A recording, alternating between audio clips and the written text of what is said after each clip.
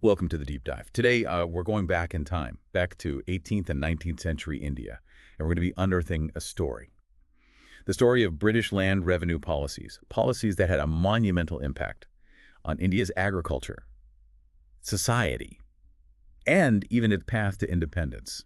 So if you're one of those UPSC aspirants, prepping for the GS1 paper, on modern Indian history, this deep dive is for you. And even if you're just a history enthusiast, this one's for you too. And hey, while you're here, don't forget to hit that like button, subscribe to the channel, and ring that bell icon so you don't miss out on any of our future deep dives. Absolutely. All right, so picture this. The British East India Company, hungry for control, realizes that land is the key to wielding power in India.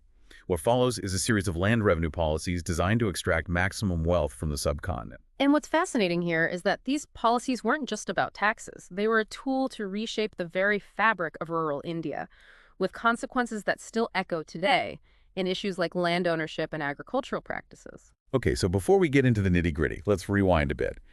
What was the agricultural scene like in pre-British India? So pre-British India, it was primarily an agrarian society, with agriculture being the backbone of its economy.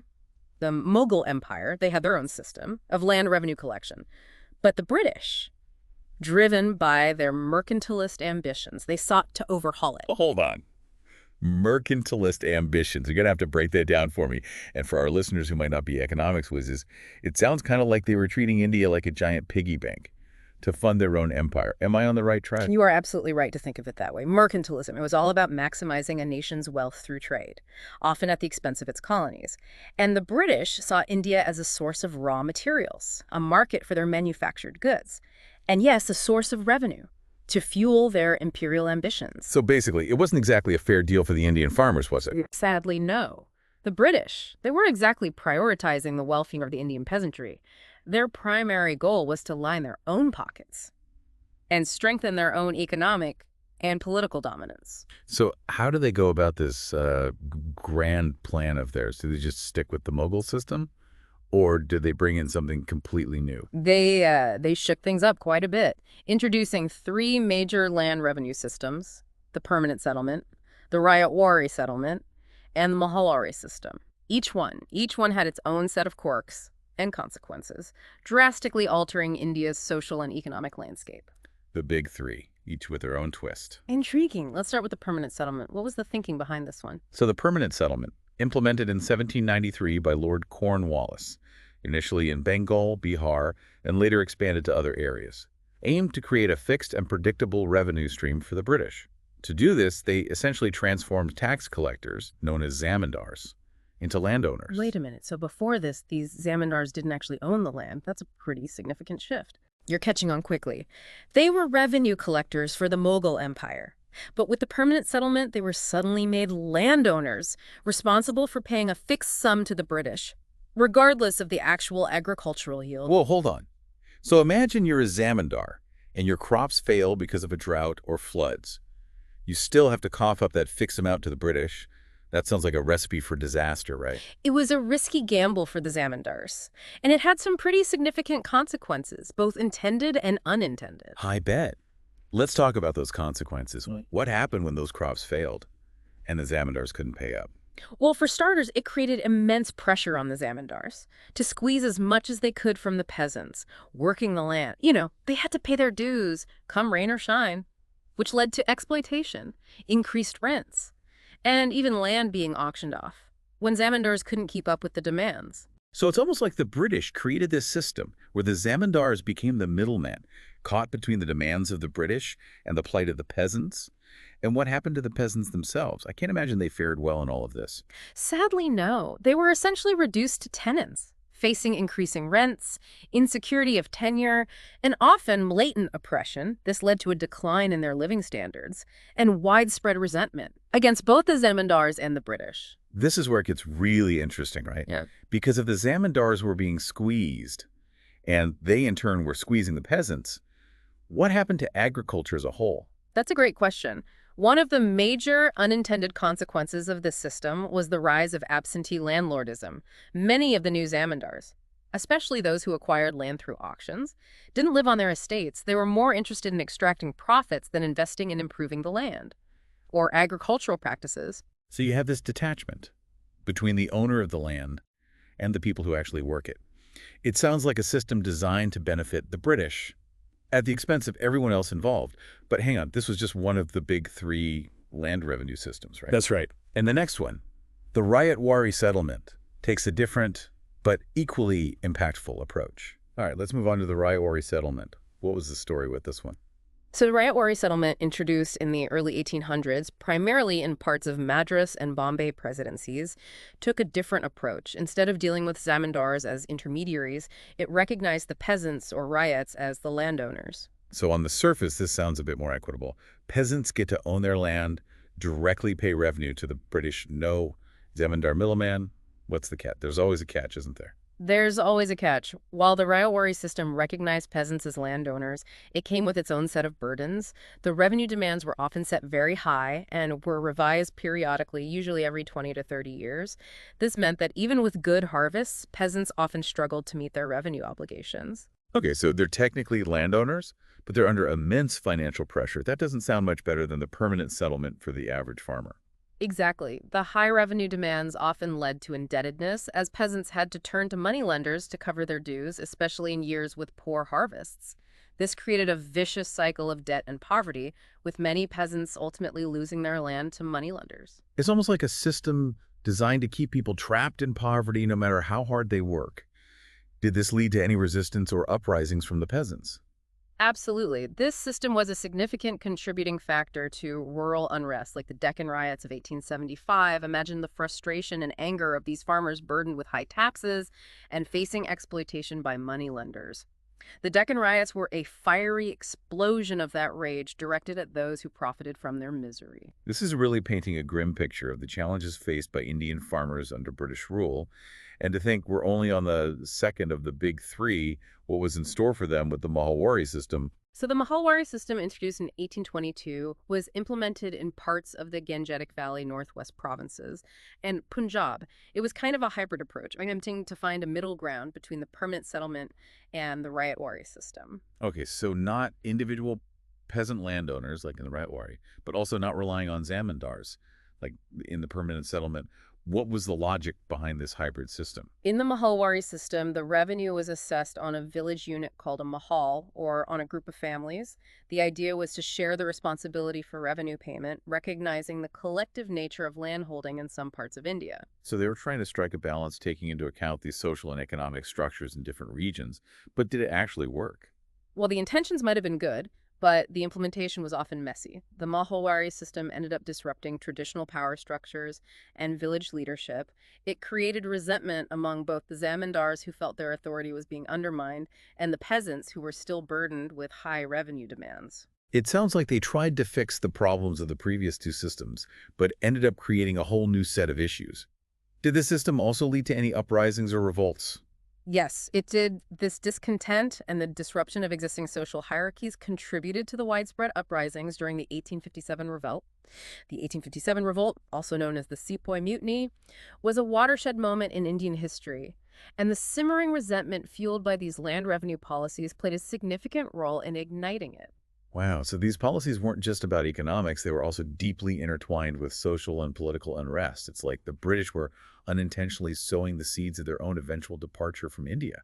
That's a very insightful observation. By disrupting existing social structures, imposing harsh economic burdens, and ignoring the needs of the people. These policies created a fertile ground for resistance and ultimately contributed to the growth of the Indian nationalist movement. It's amazing how seemingly simple policies about land revenue could have such far-reaching consequences. We've seen how these three systems, the permanent settlement, the Ryotwari settlement, and the Mahalwari system, each had their own unique problems and contributed to a lot of suffering for the Indian people. Absolutely. And while we've focused on these three major systems, it's important to remember that the impact of British land revenue policies extended far beyond these specific systems. They had profound and lasting effects on the overall landscape of rural India, with consequences that we can still see today. All right, so let's step back and look at the bigger picture. What were some of these broader impacts of British land revenue policies on India? One of the most significant consequences was the rise of absentee landlordism, particularly under the permanent settlement.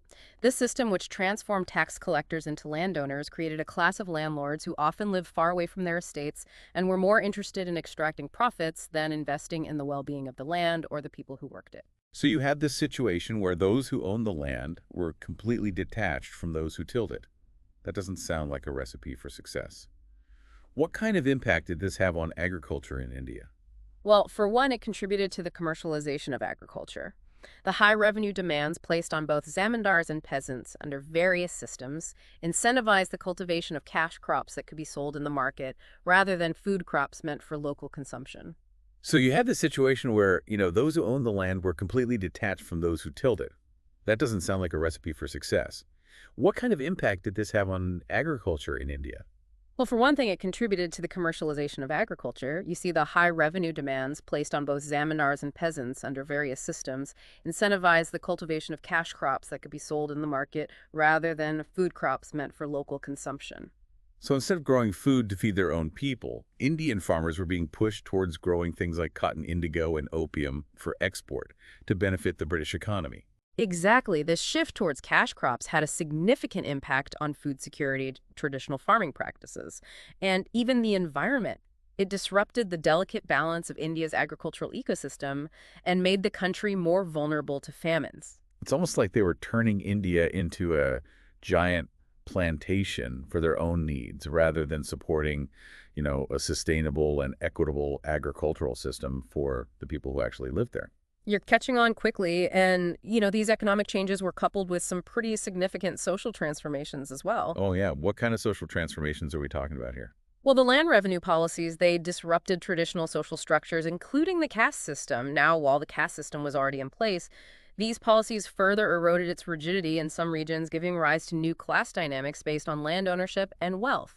This, of course, led to new social tensions and inequalities. So the British, intentionally or not, played a role in reshaping Indian society in ways that we can still see today. Without a doubt, these policies had a ripple effect, impacting everything from social hierarchies and economic systems to political dynamics and cultural practices. And one of the most devastating consequences of this disruption was, the series of famines that ravaged India during the 19th century. Right, the famines. These were just horrific events that led to widespread suffering and loss of life.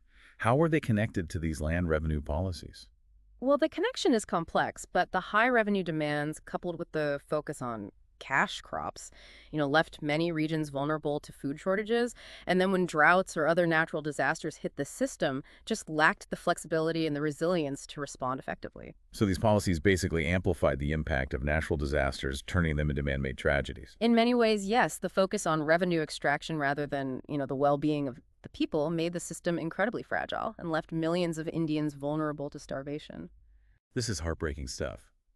It's clear that these policies caused immense suffering for the Indian people.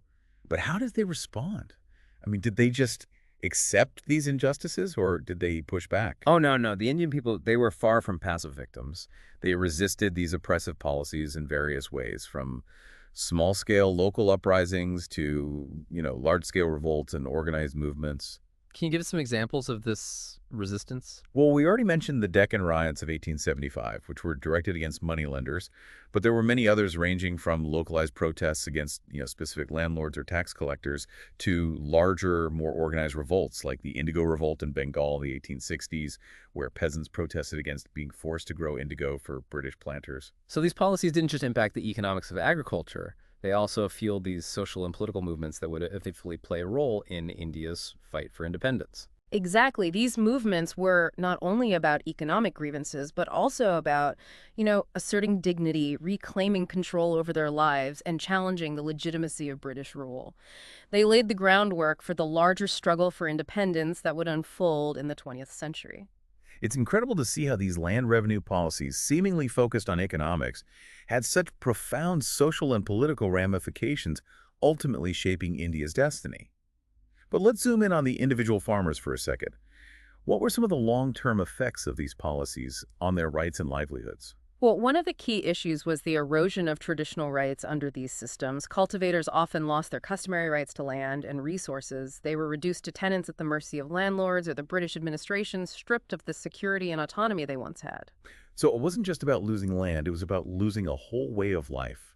Their connection to the land and their sense of independence must have been incredibly demoralizing for these farmers. Absolutely. Imagine a farmer who, for generations, had a deep connection to his land-making decisions based on his family's needs and the rhythms of nature. Suddenly, he's told what to grow, how much to pay, and faces the constant threat of eviction. It was a blow to their dignity and their sense of self-reliance. And to add insult to injury, this vulnerability combined with the high revenue demands and lack of investment in agriculture led to this vicious cycle of indebtedness and stagnation, right? Exactly. Farmers were forced to borrow money to pay their taxes, often at exorbitant interest rates, leading to a spiral of debt that was nearly impossible to escape. This, in turn, hampered their ability to invest in their farms, leading to stagnant productivity and perpetuating the cycle of poverty. It's tragic how these policies created a system where even the most hardworking farmers were trapped in a web of debt and exploitation.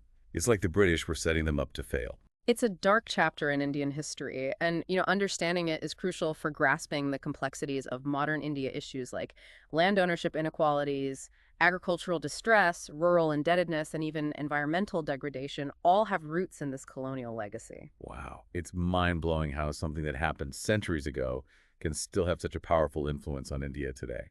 It's a testament to the enduring impact of these policies and a reminder that history isn't just about the past, it shapes the present and influences the future.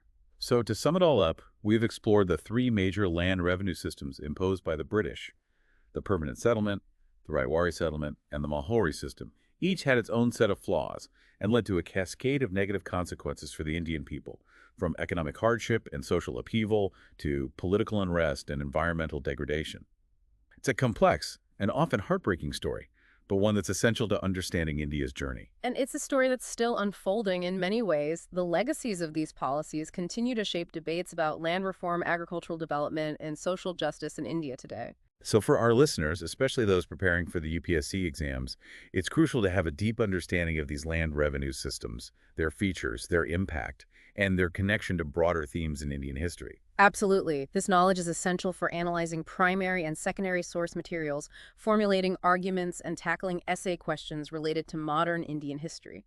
But even for those who aren't taking exams, this understanding offers valuable insights into the challenges and opportunities facing rural India today. It allows us to see the connections between the past and the present, to understand the roots of persistent inequalities, and to appreciate the resilience of the Indian people in their ongoing struggle for a more just and equitable society. So as we wrap up this deep dive, here's a final thought for you to ponder. How do the echoes of these British land revenue policies resonate in India today? What connections can you draw between the historical events we've discussed and contemporary issues like farmer protests, land rights movements, and the fight for rural development? And that concludes our exploration of British land revenue policies in India. We hope you found it insightful and thought-provoking. If you did, don't forget to give this video a thumbs up, subscribe to our channel for more fascinating deep dives, and hit that bell icon to stay updated. Until next time, keep those brains buzzing and keep exploring the world around you.